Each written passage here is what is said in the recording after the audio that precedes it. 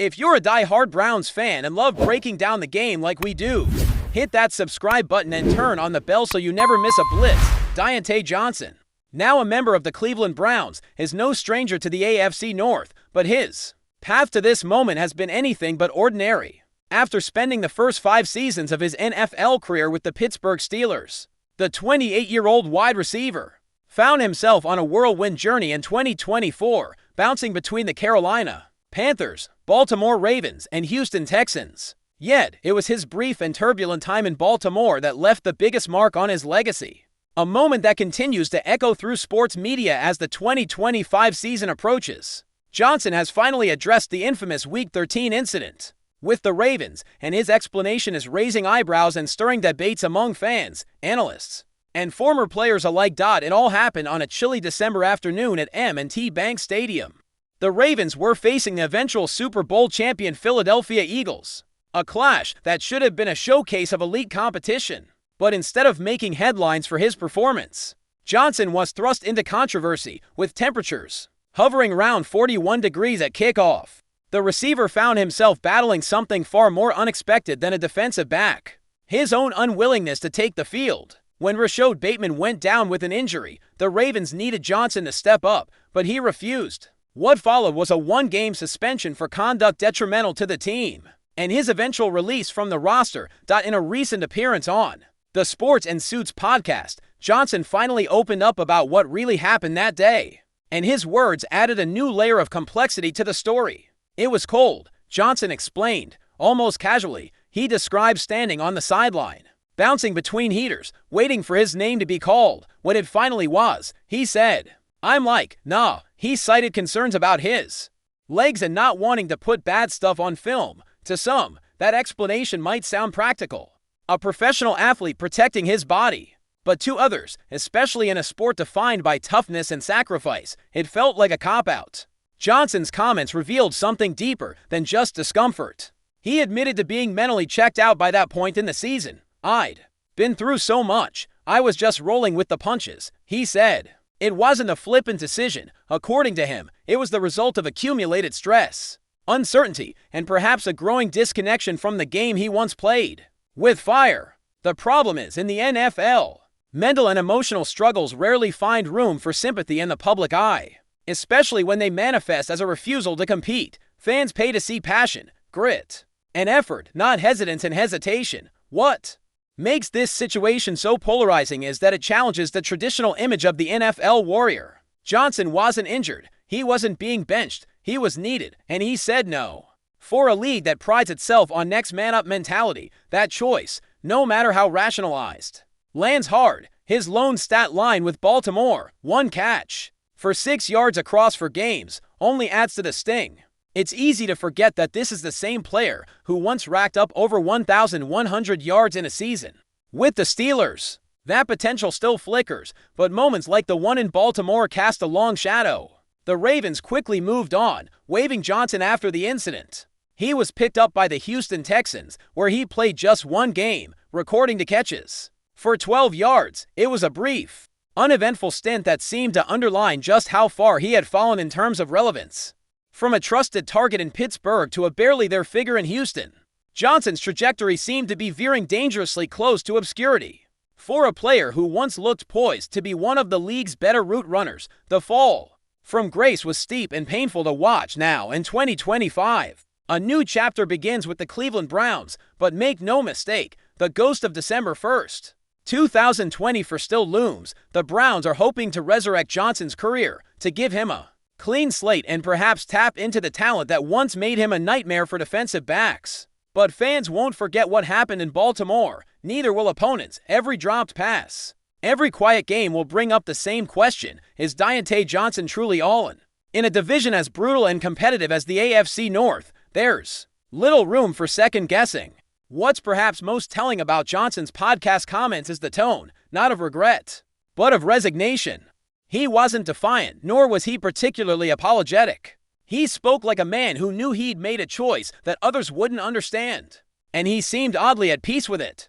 That self-awareness could be a good sign, the mark of a player who's processed his lowest point and is now ready to move forward, or it could be a warning sign an indication that the fire that once fueled him has flickered out. If there's one team that thrives on giving players second chances, it's the Cleveland Browns. They've built a reputation for rolling the dice on controversial talents, and sometimes it pays off. For Johnson, this is more than just another stop. It's likely his last real shot at redemption. The Browns don't need him to be a superstar. They just need consistency, reliability, and a willingness to fight when called upon. The question is whether Johnson, after everything, still has that dog in him, or if the cold night in Baltimore was the moment the lights truly went out. As training camp nears, all eyes will be on Johnson. He'll have to prove to fans, teammates, coaches, and himself that he's still the player who once torched defenses with quick cuts and sure hands. More importantly, he'll have to show that he's mentally locked in, that he's ready to face adversity head-on rather than sit it out. Football is unforgiving, memories are long, and the clock is ticking. Diontae Johnson's journey has been a roller coaster, but with the Browns, he has a chance to write the comeback story no one saw coming, or quietly fade away. Enjoying the content so far? Smash that like button and drop your take in the comments. We want to hear what you think about the Browns this season. Could it really be happening? Whispers and murmurs are echoing across the NFL landscape, and they all point to one stunning possibility: Justin Jefferson, the electric all-pro wide receiver of the Minnesota Vikings, could be on his way to Cleveland. That's right. According to sources close to league insiders and social media speculation that simply won't die down, Jefferson might have already reached an agreement in principle with the Cleveland Browns. If this proves true, it would be one of the biggest player moves in recent memory, shaking up not just the AFC North, but the entire league. We're talking about a potential seismic shift that puts Cleveland, of all franchises, on the map as a serious Super Bowl contender, not in theory, but in cold, hard reality. And let's be honest, this is the kind of move that makes fans lose sleep in the best way possible. Now, let's put this into perspective. Justin Jefferson isn't just any wide receiver. We're talking about a generational talent, a player who redefined the position in just a few short years since entering the league. From his record-breaking rookie campaign to consistently torching secondaries, Jefferson is a nightmare for any defensive coordinator. If this move goes through, Deshaun Watson, who's still trying to silence critics and rediscover his Pro Bowl form, will suddenly have the best weapon he's ever played with. This could be the missing piece for Watson to reignite the magic we all saw in Houston. And make no mistake, pairing Jefferson's precise route running and explosive after-catch ability with Watson's arm could spell doom for opposing defenses. Browns fans have endured decades of disappointment, but if this rumor has any legs, the tide may finally be turning in the Dawg Pound's favor, of course. It all starts with the question on everyone's mind: how did this even become a possibility? After all, Jefferson was seen as the cornerstone of Minnesota's future, a player they would never, under any circumstances, let walk, but insiders are pointing to contract disputes, questions about the Vikings' long-term quarterback plan, and the team's apparent rebuild mode as possible reasons. Jefferson might be looking for greener pastures. Cleveland, on the other hand, has been quietly stacking talent. And while the Watson acquisition came with controversy, the front office has remained aggressive in trying to build a championship-caliber team. They've got the cap flexibility, they've got the draft capital, and most importantly, they seem to have Jefferson's attention. Is it possible that behind the scenes, this has been brewing for months? Let's entertain the financial side. The Browns would likely need to restructure multiple deals to make this happen, or they've already done it in anticipation of a move like this. It wouldn't be the first time a team cleared cap space to make a blockbuster trade or signing. Rumors also suggest that Jefferson has been eyeing a bigger market presence, not in terms of city size, but in terms of media buzz and long-term legacy. Strange as it sounds, Cleveland is beginning to shape itself as a potential players' city under the right conditions. Deshaun Watson, Nick Chubb once healthy, Amari Cooper, David Njoku, that's already a solid group. Add Jefferson to that mix, and you're talking about one of the most potent offenses in the NFL on paper. Could this be the moment Cleveland turns into a destination rather than a footnote? Here's what's really interesting: the ripple effect this would cause throughout the AFC North. Suddenly, a division that already boasts the Bengals' high-flying offense with Joe Burrow and Ja'Marr Chase, Lamar Jackson's Ravens, and a Steelers team constantly on the cusp, would get a major shakeup.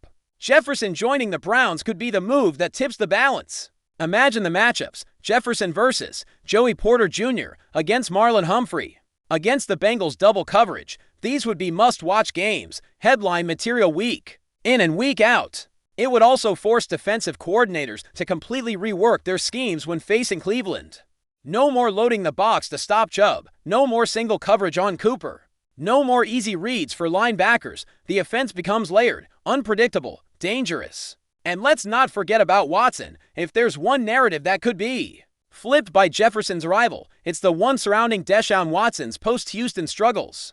For the past 2 seasons, fans and analysts alike have debated whether Watson can return to elite form, but maybe what he's needed isn't more time. It's a receiver who opens up the field in a way no one else can. Jefferson brings a safety blanket, a deep threat, and a game-changer all in one. We saw what happened when Watson had Adree Hopkins. Now imagine a younger, faster version with even more technical polish. That's Jefferson. If this move happens, expect Watson to leap back into MVP conversations, and quickly. Now, a lot of people are understandably skeptical until there's an official announcement. Nothing is set in stone, but the signs are there. Jefferson's cryptic social media activity, a few questionable press conference quotes from Vikings brass, and an increasing number of Cleveland-based sports personalities teasing something big coming. Sometimes smoke really does lead to fire, and the NFL offseason has a funny way of delivering drama when you least expect it. If this is more than just noise, if this is real, we could be looking at the most impactful offseason move since Tom Brady left New England. Maybe even bigger, given the youth and upside involved. The city of Cleveland has been hungry, starved, really, for a football revival. They've flirted with hope before, only for it to come crashing down in spectacular fashion. But this time, it feels different. This isn't about building slowly. This is a win now, win big mentality, and Jefferson might be the crown jewel of that vision. The cultural impact would be massive. Jerseys would fly off shelves, ticket sales would spike, national TV games would flood the Browns' schedule. It's more than a football move, it's a statement. A statement that the Browns are tired of being the punchline and are finally ready to punch back. If you're a Browns fan, you can't help but dream just a little, of course. We'll keep monitoring this situation closely. Sources say an announcement could come any day now, while others caution that talks are still in delicate stages. Regardless, one thing is certain, the NFL world is watching.